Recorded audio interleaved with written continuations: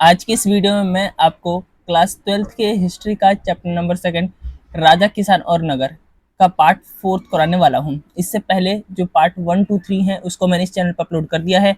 अगर आपने ना देखा हो तो उसको आप जरूर देख लेना। सो स्टार्ट करते हैं वीडियो को। देखिए, आज का जो टॉपिक वो है राजधर्म के नवीन सिद्धांत। अब देखिए, इसमें हमें पढ़ना क्या है। पहले हमें पढ़ना है कि दक्षिण के राजा और सरदार। ठीक है, हमें इस अब दक्षिण के राजा कहने का मतलब है जो साउथ इंडिया है, इसमें हम इसको देखने वाले हैं। तो देखिए, उपमहाद्वीप के दक्कन और उसके दक्षिणी क्षेत्र में स्थित तमिलकम। ठीक है, तमिलकम एक एरिया है, एक क्षेत्र को कहते हैं तमिलकम। ठीक है, जो वर्तमान में तमिलनाडु, आंध्र प्रदेश, ठीक है, और केरल के कुछ हिस्से शामिल है। मतलब प्राचीन टाइम में जो तमिलकम का मतलब था, वर्तमान में आज तमिलनाडु, आंध्र प्रदेश और केरल को मिला लोगे तो वो पूरा हिस्सा जो बनता है, जो ये वाला जो इधर जो आपको देखो ये पूरा जो हिस्सा बनेगा, ये तमिलकम कहलाता था।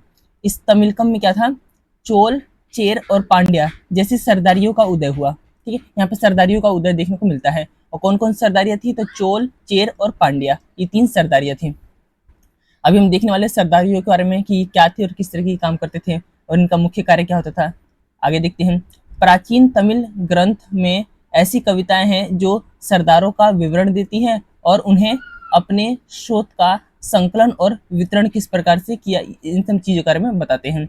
इसके अलावा कई सरदार और राजा लंबी दूरी के व्यापार के द्वारा राजस्व जुटाते थे, मतलब पैसा जुटाते थे, जिसमें भारत के पश्चिमी क्षेत्र पर शासन करने वाले सातवाहन और मध्य एशियाई मूल के शक भी शामिल थे। ठीक है, कहने का मतलब जो शक है, जो सातवाहन है, इनसे होता था व्यापार। इन राजाओं का, जो यहाँ पे राजा जो होते थे, जो सरदार होते थे, ये व्यापार करते थे। यहाँ पे सात जो ये इस वाले हिस्से में सातवाहन शासन करते थे। और मध्य एशिया, अगर आप बात, ये तो सिर्फ भारत की है, यहाँ पे मध्य एशिया की बात करें तो यहाँ पे जो था वो शक थे। ठीक है, शक एक साम्राज्य था यहाँ पे। तो ये सरदारी जो थी, यहाँ के जो राजा थे, वो सातवाहनों से और शकों से व्यापार करते थे ताकि वो राजस्व को जुटा सके।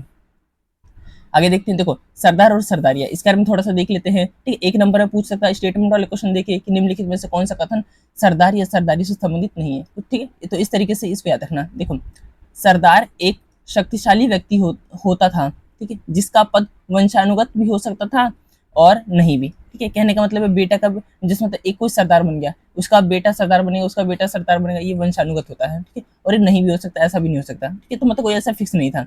आगे देखते हैं। सरदार के कानूनों में विशेष, मतलब देखो यहाँ पे जो सरदार के जो कार्य जो है, यहाँ पे कार्य की बात करें, इनका मुख्य कार्य क्या था, तो इनके मुख्य कार्य में होता था अनुष्ठानों का संचालन करना। जो भी अनुष्ठान वगैरह होता था उसका संचालन करना, युद्ध के समय नेतृत्व करना, ये भी प्रमुख काम था इसका। इसके अलावा विवादों को सुलझाने में मध्यस्थता की भूमिका निभाना, ये इनका प्रमुख काम होता था। इसके अलावा वह अपने अधीन लोगों से भेंट लेता, मतलब उसके अंडर जितने भी जो लोग काम करते, मतलब जितने भी लोग रहते थे, वो उनसे भेंट लेता और अपने जो समर्थक होते थे उसमें उनको बांट देता। इसके अलावा सरदारी में सामान्यतः कोई स्थायी सेना या अधिकारी नहीं होता था, ये भी याद रखना है। ठीक है, तो ये सरदार या सरदारी कार्य में कुछ बेसिक डिटेल है।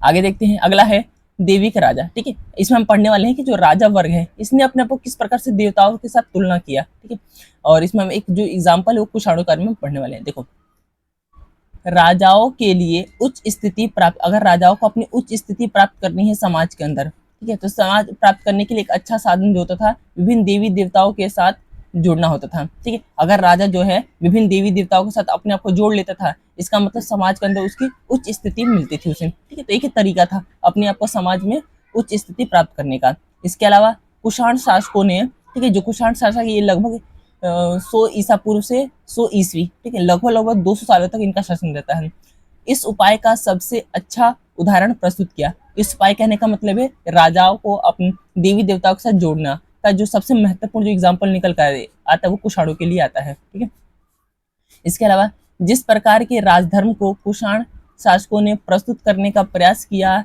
उसका सर्वोत्तम जो प्रमाण है उनके सिक्कों और मूर्तियों से प्राप्त होता है। ठीक है, क्योंकि सिक्कों पे क्या है, कुषाण जो शासक थे ये क्या करते थे, जैसे ये सिक्के हैं, ठीक है, सिक्के के दो हिस्से हैं, तो एक हिस्से पे क्या है अपनी फोटो लगवा देते थे और दूसरे पे देवताओं की फोटो, जिससे कि वो अपने आप को तुलना कर सके। तो इस प्रकार से मूर्तियों का कहने का मतलब है जैसे मंदिर है, ठीक है, तो मंदिर में भगवान की मूर्ति के बराबर, जिस ये भगवान की मूर्ति है उसी के बराबर में अपने, या फिर जो राजा होता था वो अपनी प्रतिभा वगैरह स्थापित कर देता था। तो इस प्रकार से अपने आप को देवी तुल्य दिखाने का प्रयास किया इन्होंने। उत्तर प्रदेश में मथुरा के पास माट के एक देव स्थान, ठीक है, जहाँ मतलब छोटा सा मंदिर होता था, देव स्थान पर कुषाण शासकों की विशालकाय मूर्तियां लगाई गई थी, ठीक है, मंदिरों के अंदर क्या है अपनी अपनी मूर्तियां लगाई लगाई इन्होंने। इसके अलावा अफगानिस्तान के एक देव स्थान पर भी इसी प्रकार की मूर्तियां मिली हैं, ठीक है, अफगानिस्तान में इसके भी प्रमाण मिले हैं। कुछ इतिहासकारों का मानना है कि इन मूर्तियों के जरिए कुषाण स्वयं को देवतुल्य मतलब देवताओं के तुल्य प्रस्तुत करने का प्रयास करते थे। इसके अलावा कई कुषाण शासकों ने अपने नाम के आगे देवपुत्र, ठीक है, देवपुत्र की उपाधि भी लगाई थी।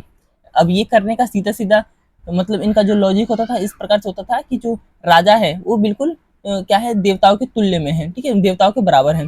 अब इससे जनता में क्या होगी उसकी उच्च स्थिति प्राप्त होगी, समाज के अंदर उसकी उच्च स्थिति प्राप्त होगी, ऐसा मतलब दिखाने का इन्होंने प्रयास किया।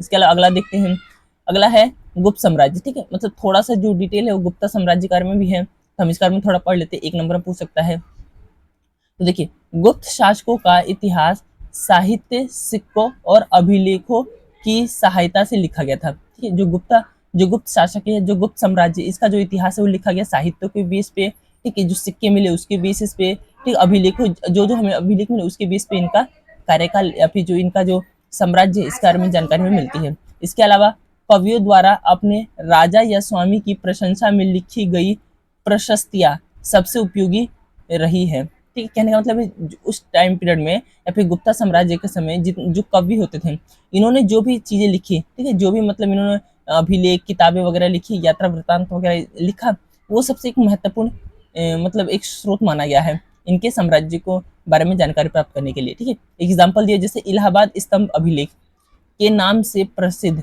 प्रयाग प्रशस्ति, बहुत इंपॉर्टेंट याद रखना। अब जो प्रयाग प्रशस्ति इसकी रचना जो हरिसेन ने की थी, ठीक है, और जो हरिसेन थे ये क्या, ये गुप्त साम्राज्य के सबसे शक्तिशाली जो शासक थे समुद्रगुप्त, उनके राजकवि थे, ठीक है, मतलब गुप्त साम्राज्य के अंदर सबसे शक्तिशाली जो राजा था वो समुद्रगुप्त था। इसके इस मतलब इस व्यक्ति के अंडर जो था हरिसेन एक राजकवि था, इसने प्रयाग प्रशस्ति की रचना की थी, एक नंबर पर पूछ सकता है, याद रखना इसको, ठीक है।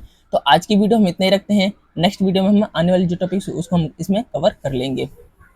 और इस प्रकार से मैंने जितने जो टॉपिक्स करा रहा हूँ उसको मैंने बिल्कुल पॉइंट वाइज मैंने लिखा रखा है, इसको आप साथ ही साथ अपने नोट्स बना लो तो ज़्यादा अच्छा रहेगा, आसानी से आप इसको रिवीजन कर पाओगे और यहाँ से एक सिंगल क्वेश्चन आप देखोगे तो आप मतलब जो बोर्ड एग्जाम में आपको इससे बाहर देखने को नहीं मिलेगा, सारी चीज़ें इसी प्रकार से टॉपिक वाइज ही चीज़ें देखने को मिलेंगी।